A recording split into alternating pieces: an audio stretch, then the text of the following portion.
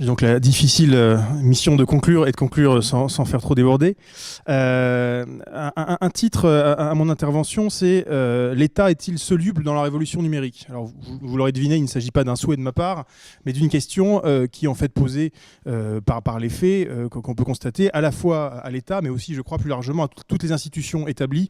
Et je crois qu'on pourrait faire le même type de constat et de questions, notamment pour l'université et la recherche, et probablement aussi pour beaucoup de grands groupes proches de l'État par leur structure.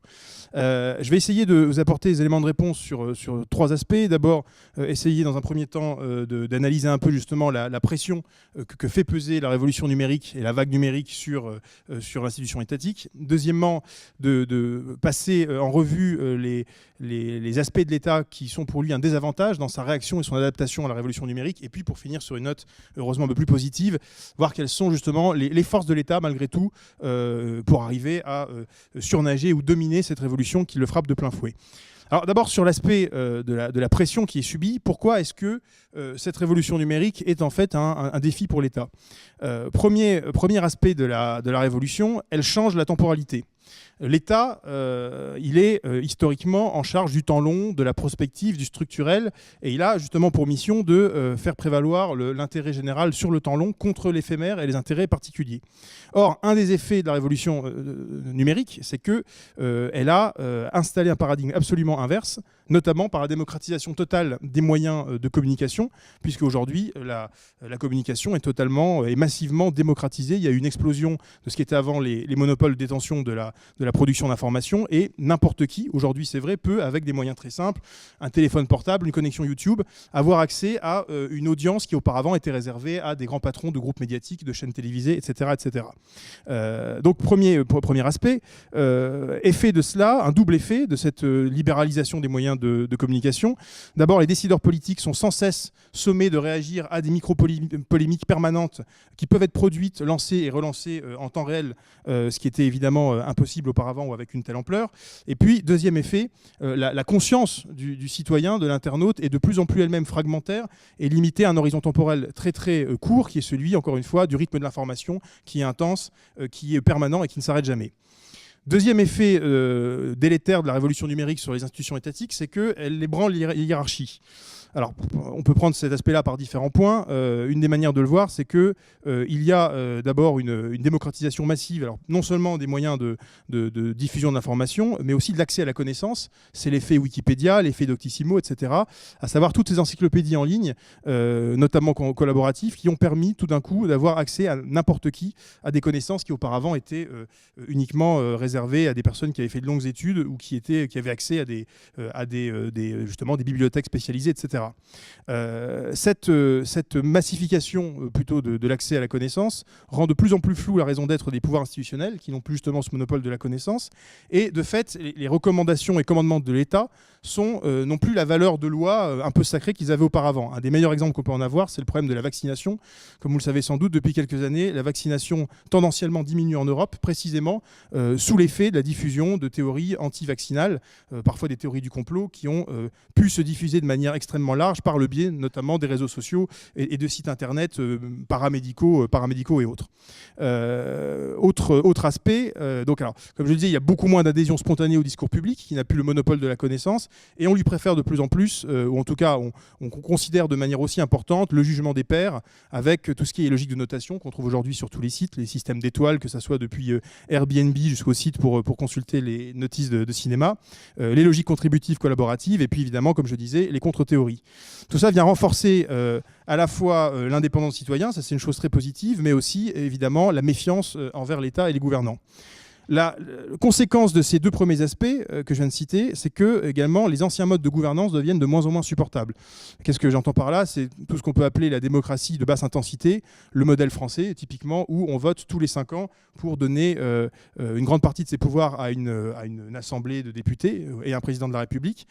Ça devient de moins en moins acceptable dans une société où, à la fois, comme je le disais, on peut communiquer librement, s'informer librement, et puis enfin où on vote tout le temps finalement, que ce soit en likant, en retweetant ou en plébiscitant par des notations des éléments sur Internet. On a enfin une concurrence frontale de l'État par de plus en plus de services numériques. Alors cette concurrence, elle est double. C'est d'abord une concurrence structurelle, à savoir que la très grande qualité des services que va délivrer un Google ou un Facebook fait monter justement le niveau d'exigence des citoyens envers le service public.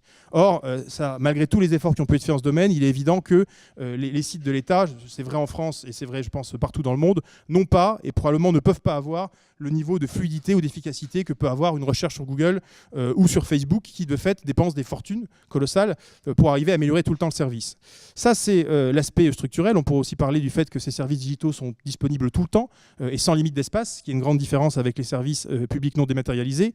Et puis, il y a aussi une concurrence qui est parfois directe sur des aspects régaliens. On pourrait prendre l'exemple de services tels que LinkedIn ou Google Jobs qui ont en partie attaqué, là encore, les fonctions traditionnelles de l'État, qui étaient celles d'améliorer la location d'emploi, ou aussi, pourquoi pas, sur un aspect plus positif, on a vu comment pendant les attentats en France, les internautes se mobilisaient spontanément pour aider à la collecte de sang, pour aider justement à donner un refuge aux gens qui étaient prisonniers dehors lors des attentats. Ça, c'est très positif, mais ça contribue aussi à faire poser la question justement de l'utilité de l'État qui est dépassée par la base. On a enfin, pour finir sur cet aspect, cette série justement de points plutôt négatifs, le fait que cette révolution numérique, ces géants du numérique, imposent finalement, par les canaux qu'ils contrôlent, des nouvelles normes et des nouvelles pratiques à l'État, ou plutôt à l'ensemble des citoyens. Ils vont concurrencer l'État sur cet aspect-là. Deux exemples rapidement. D'abord, un exemple très technologique, le fait d'avoir tous sur nos smartphones, typiquement une caméra frontale qui nous permet de nous prendre en photo, a donné lieu à une pratique qui est aujourd'hui totalement généralisée, qui est celle du selfie. Et on voit bien que ça pousse, par exemple, une forme d'individualisme, de narcissisme, qui est imposée à l'ensemble de nos sociétés, comme elle pouvait être imposée auparavant des normes qui venaient plutôt d'acteurs tels que l'État, l'Église, etc. Autre exemple. Je vois que je suis extrêmement long, mais je sens qu'on me coupera s'il y a un problème. Ce qu'on appelle les émoticônes ou les emojis, vous savez probablement de quoi il s'agit. C'est ces petits visages souriants qu'on peut ajouter sur... Non, une minute, je demande un peu plus. Je demande à Clémence du jury. Merci maître. Ces petites pastilles qu'on peut rajouter sur les messages pour montrer un sourire, un mécontentement, etc. C'est un exemple extrêmement intéressant de création de langage. Alors à la base par les internautes, aujourd'hui dirigé par un consortium d'acteurs privés, puisque, je ne sais pas si vous le savez, mais la liste des émoticônes disponibles sur votre téléphone est arrêtée chaque année par un consortium qui décide justement de ce qu'on va rajouter. Et on voit là qu'on a clairement un pouvoir politique qui est imposé aux États, puisque typiquement, des décisions ont été prises ces derniers mois pour ajouter, par exemple, une femme voilée dans ces émoticônes, ou pour ajouter des émoticônes de couleurs différentes pour permettre de montrer la diversité ethnique. Donc on voit bien comment ces géants du numérique peuvent infiltrer des normes, qui peuvent être bonnes ou mauvaises d'ailleurs, je ne porte pas de jugement, mais au sein des démocraties. Alors, je vais juste faire mon deuxième point, ce qui me permettra de ne pas trop dépasser, sur les problèmes, ou plutôt les limites consubstantielles à l'État qui l'empêchent, ou plutôt qui l'entravent dans sa réaction par rapport à cette révolution. La première de ces limites, c'est finalement la mission même de l'État. Comme je l'ai dit en préambule, l'État doit penser le bien commun par-delà les intérêts individuels. L'État, c'est celui qui doit faire parfois des mécontents, qui doit faire des perdants et des gagnants. Or, le propre de ces nouvelles technologies, et notamment de tous les services que j'ai cités, c'est d'exalter le particularisme, d'exalter l'expression individuelle, et puis par les technologies de ciblage marketing, d'arriver à avoir un service qui est de plus en plus adapté à la personne en tant qu'individu, qui devient la nouvelle norme et non plus la classe sociale, par exemple, ou la société. Donc, alors que l'État, lui, évidemment, doit songer en termes d'infrastructure, de minimisation de la prise de risque, il doit savoir dire non, ce qui, évidemment, le distingue des services numériques qui, eux, sont entièrement dévolus à la satisfaction d'individus. Deuxième problème de l'État, l'État, c'est celui qui nomme, qui norme, qui ordonne, qui légifère, qui interdit, qui met des bornes au possible et au faisable, alors que l'essence des services numériques, c'est justement leur liquidité et leur facilité. On a l'habitude de dire dans le digital qu'il faut qu'il y ait le moins de friction possible, c'est-à-dire que quand on fait une action, quand on va acheter par exemple sur une plateforme de e-commerce un produit, il faut que ça se passe de manière extrêmement simple, avec très peu d'actions, très peu d'interactions, pour que l'acte soit facile. On voit bien là encore que c'est évidemment impossible de faire la même chose du point de vue de l'État, puisque l'État est au contraire celui qui met en place la loi, la norme. L'exemple meilleur de cela, c'est par exemple en France une institution qui s'appelle la CNIL, qui doit veiller au bon usage des données. Il est évident qu'on ne peut pas avoir à la fois un service totalement performant et qui soit respectueux des données. Donc là, on voit bien qu'il y a des arbitrages à faire. L'État sera toujours du côté de la protection justement de la vie privée, mais ça veut dire derrière un service moins performant. Et là, on est face à un choix évidemment difficile. Dernier point sur ces aspects négatifs, avant-dernier point, pardon, l'État est par nature averse au risque, c'est-à-dire que son rôle à la fois est de limiter le risque, d'assurer les citoyens contre les risques qu'ils peuvent subir, et puis cela se ressent aussi évidemment, c'est pas à cette assemblée que je vais le dire, dans la façon dont est managée la fonction publique et les organismes étatiques, avec à la fois un règne du process, de procédures de validation extrêmement lourdes et d'une faible agilité, qui est à la fois, qui part d'un sentiment louable, encore une fois, qui est de limiter la prise de risque au sens négatif, mais qui également a produit des effets de structure extrêmement problématiques. On pourrait parler des modes de rémunération et de promotion dans la fonction publique qui sont beaucoup plus liés à un statut qu'à un état de service. Et ça, évidemment, on comprend bien que ça crée une boucle infinie qui produit à la fois des services et qui met les fonctionnaires ou les agents de l'État dans une mentalité où ils ne peuvent pas facilement, en tout cas, ou difficilement, produire de l'innovation ou s'adapter à ce qui est l'essence du numérique. Puisque, par définition, je ne développerai pas là-dessus, le digital est lié à la prise de risque et à l'invention en temps réel.